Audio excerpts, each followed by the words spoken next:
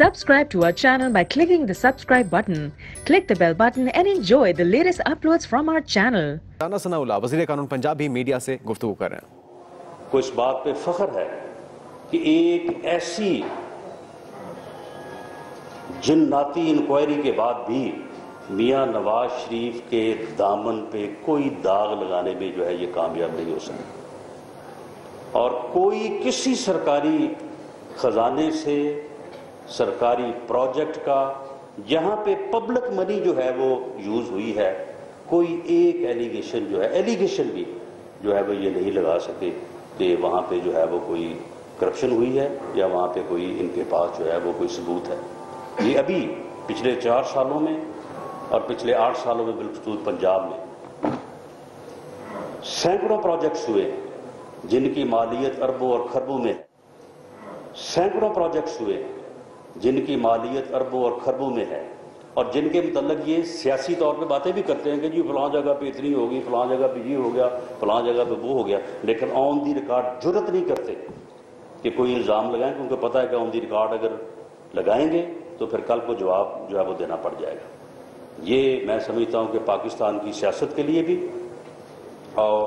हम सब के लिए भी जो है ये बात बाइस से फ़ख्र है और हम मियां नवाज शरीफ को इस बात के ऊपर न सिर्फ खराज तहसीन पेश करते हैं,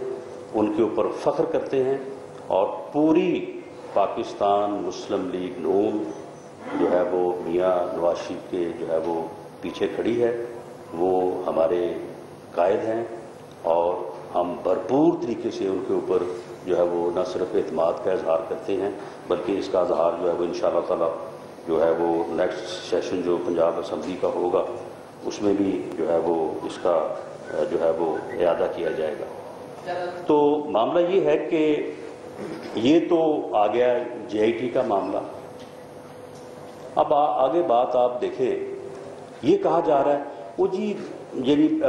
पिंडी के शैतान को मैंने सुना कई दफ़ा, वो बड़ी हैरानगी से बड़ी मासूमियत से और ये इल्ज़ाम खान साहब भी, वो जी इनके बच्चे जो हैं वो अरबपति हो गए।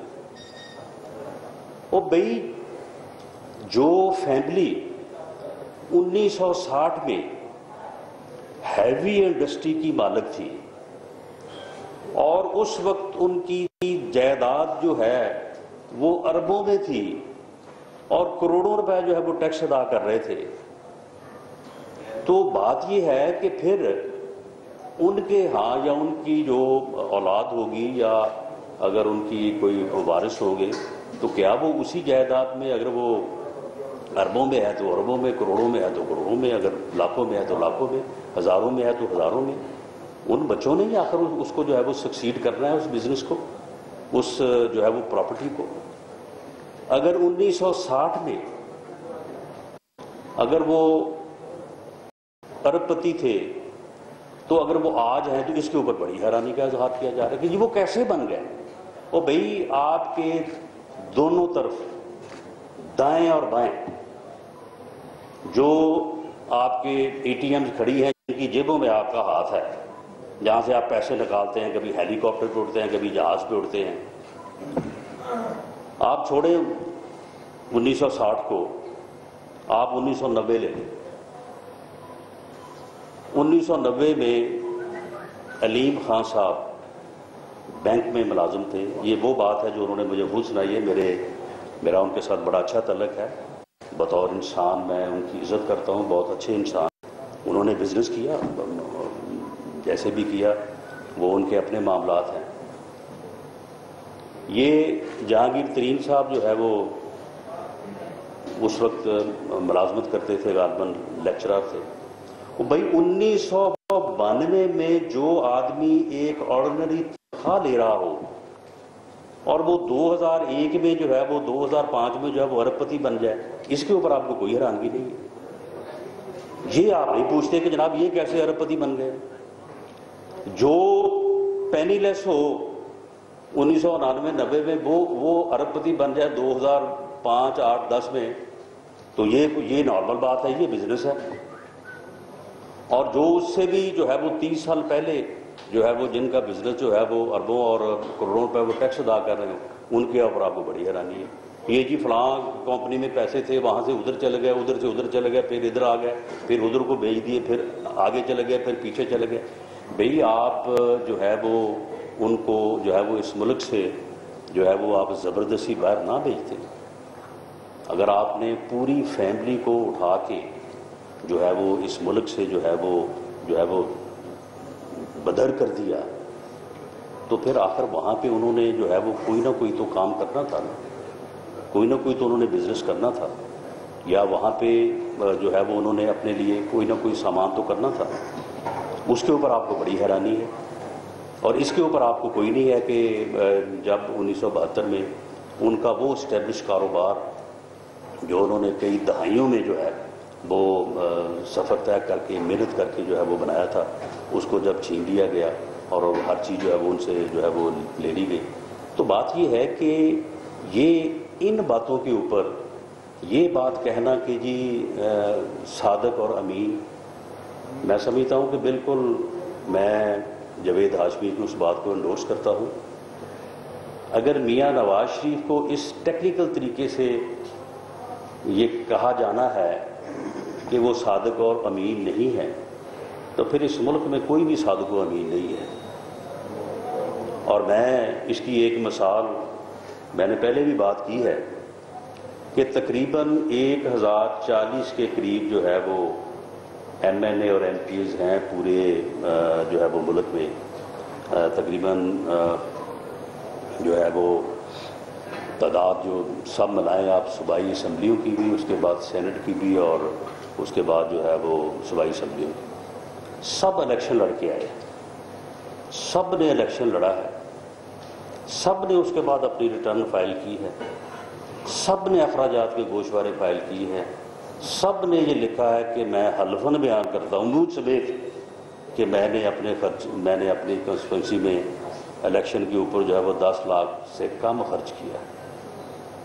تو بھئی اگر پھر ٹیکنیکل طریقے سے جو ہے وہ آپ نے نااہل کرنا ہے تو یہ ساروں کو کر دیں. یہ ساروں کے بیان حلفی جو ہے یہ میں حلفاً بیان کرتا ہوں کہ یہ درست نہیں ہے، تو پھر ٹیکنیکلی جو ہے وہ بالکل پھر تو بنتا ہے پھر ان سب کو جو ہے وہ فارغ کر دیا جائے اور ہر جگہ پہ جو ہے وہ جی آئی ٹی بٹھا دی جائے.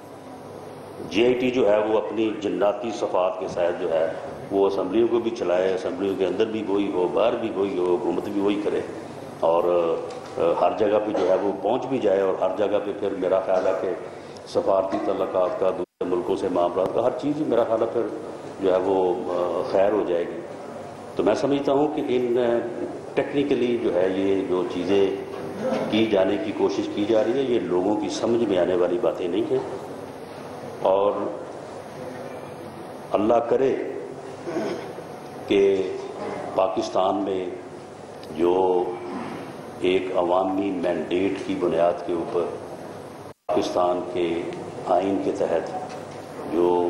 ایک سسٹم اس ملک میں چل رہا ہے، جس کے لیے لوگوں نے بے پناہ قربانیاں دی ہیں،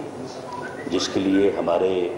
وکلاء نے، ہماری سول سوسائٹی نے، ہمارے سیاسی کارکنوں نے، ہمارے سماجی کارکنوں نے، ہماری عدلیہ نے، سب نے جو ہے وہ اپنی اپنی جگہ پہ کسی نہ کسی وقت جو ہے وہ فائٹ کی ہے، اور پھر جا کے جو ہے یہ سسٹم جو ہے اس درجے پہ جو ہے وہ پہنچا ہے. میڈیا کی اس میں جو ہے وہ بے پناہ جو ہے وہ کاوش ہے، بے پناہ جو ہے وہ قربانیاں ہیں. میں اس کی جو ہے وہ بیک گراؤنڈ بھی نہیں جانا چاہتا کہ کہاں کہاں پہ لوگوں نے جو ہے وہ جیلیں کاٹی، لوگوں نے کوڑے کھائے، لوگوں نے تشدد جو ہے وہ برداشت کیے. تو معاملہ یہ ہے کہ یہ سب چیزیں جو ہیں یہ میں سمجھتا ہوں کہ ان کو کسی طور پہ بھی پوری قوم جو ہے اس پوری محنت کو جو ہے وہ کبھی بھی جو ہے وہ رائیگاں جو ہے وہ نہیں جانے دے گی. اور میں سمجھتا ہوں کہ پاکستان مسلم لیگ نون پوری طرح سے ان کوششوں کو بھی اور اس رپورٹ کو بھی جو ہے وہ مسترد کرتی ہے، اور اسے فخر ہے اس بات کا کہ تمام تر اس جو ہے وہ یعنی یک طرفہ متصب اور بائسڈ انویسٹیگیشنز اور کوشش کے باوجود جو ہے ان کے قائد کے اوپر جو ہے وہ کوئی کرپشن کا الزام بھی نہیں لگانے کے کوئی جو ہے وہ قابل ہوا. تو انشاءاللہ ہم اس رپورٹ کو پوری طرح سے جو ہے وہ کنٹیسٹ کریں گے کورٹ میں بھی، اور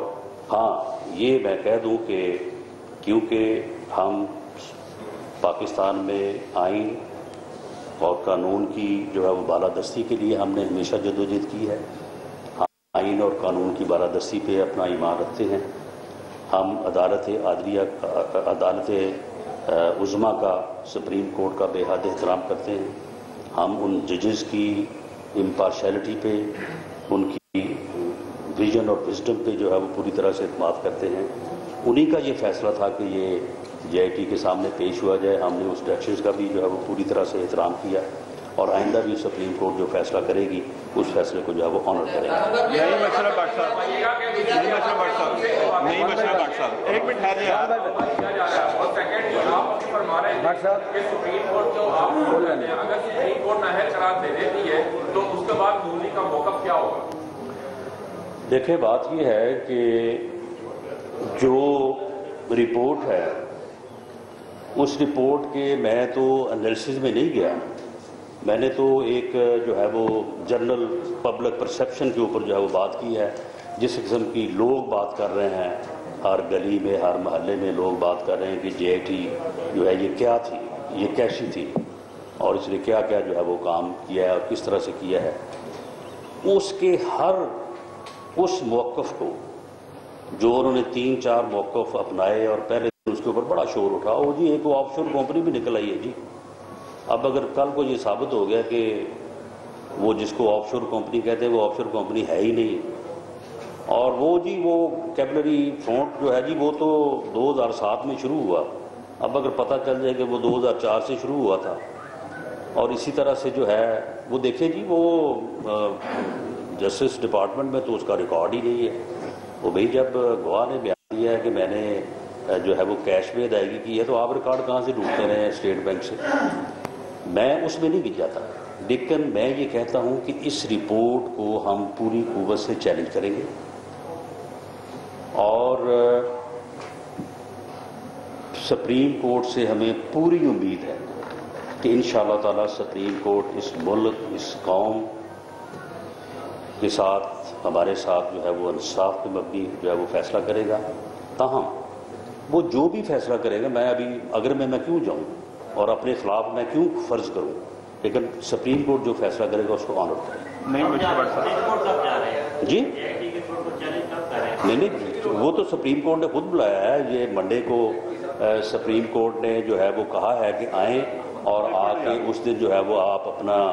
آبجیکشن یا جو بھی آپ جس طرح سے بھی آپ نے چیلنج کرنا ہے اس کو جب وہ چیلنج کریں تو ہم انشاءاللہ تعالی منڈے کو جو ہے وہ پارٹی نے ڈیسیجن لے لیا اور منڈے کو جائیں گے. وزیر اعظم آپ کہہ رہے ہیں سپریم کورٹ کا فیصلہ تسلیم ہے, اس کی ایک صورت نااہل بھی ہونا ہے اور 4-5